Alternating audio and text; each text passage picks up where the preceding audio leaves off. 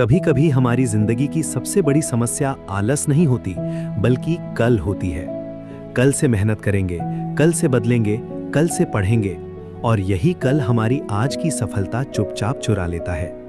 ये कहानी हमें यही सिखाती है कि जो काम आज किया जा सकता है, उसे टालना खुद से धोखा करना है।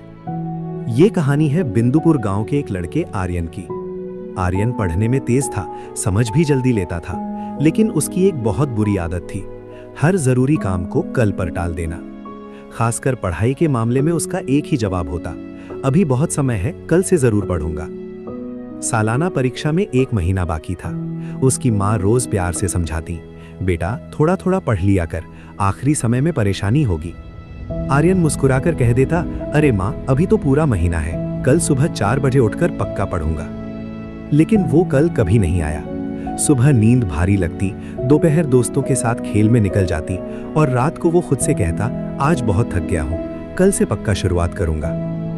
दिन ऐसे ही खेल खेल में निकलते गए, और देखते देखते पूरा महीना खत्म हो गया। परीक्षा में अब सिर्फ 2 दिन बचे थे।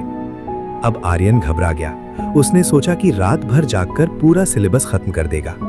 जैसे ही उसने किताब खोली, उसे एहसास हुआ कि उसने पूरे साल पढ़ाई को कितना हल्के में लिया था। ढेर सारे अध्याय देखकर उसका सिर घूमने लगा। तभी गांव की बिजली कट गई। मिट्टी के दिए की हल्की रोशनी में पढ़ना मुश्किल हो गया, और थकान ने उसे फिर घेर लिया। उसने खुद को फिर दिलासा दिया, कोई बात नहीं, कल सुबह जल्दी उठकर जरूरी सवाल पढ़ लूंगा। अगले दिन परीक्षा हॉल में बैठते ही उसका दिल जोर जोर से धड़कने लगा। प्रश्न पत्र देखकर उसे सब कुछ जाना पहचाना तो लग रहा था, लेकिन किसी भी सवाल का पूरा जवाब उसे याद नहीं आ रहा था। वो पन्ने पलटता रहा और दूसरों को लिखते हुए देखता रहा। परिणाम आया तो आर्यन फेल हो गया। उसके दोस्त अगली कक्षा में चले गए, लेकिन वो वहीं रुक गया। अपने माता पिता की आंखों में उदासी देखकर उसे गहरी शर्मिंदगी महसूस हुई। उस शाम वो रोते हुए अपने दादाजी के पास पहुंचा।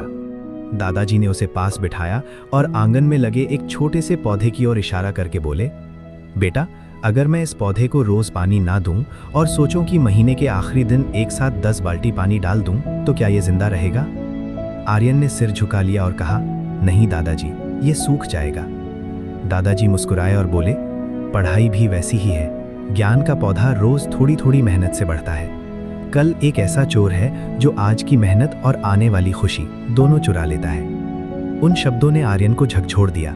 उसने उसी दिन तय कर लिया कि अब वो कल का इंतजार नहीं करेगा।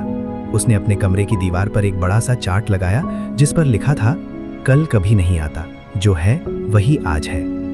अगले साल आर्यन बदला हुआ था। जो भी स्कूल में पढ़ाया जाता, वो उसी दिन घर आकर दोहराता। धीरे धीरे पढ़ाई उसका बोझ नहीं रही, बल्कि आदत बन गई।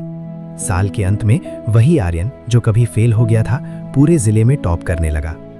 कहानी हमें याद दिलाती है कि सफलता किसी एक दिन की मेहनत से नहीं, बल्कि रोज की छोटी छोटी कोशिशों से बनती है। अगर आप आज ईमानदारी से मेहनत कर रहे हैं, तो कल अपने आप बेहतर बन जाएगा।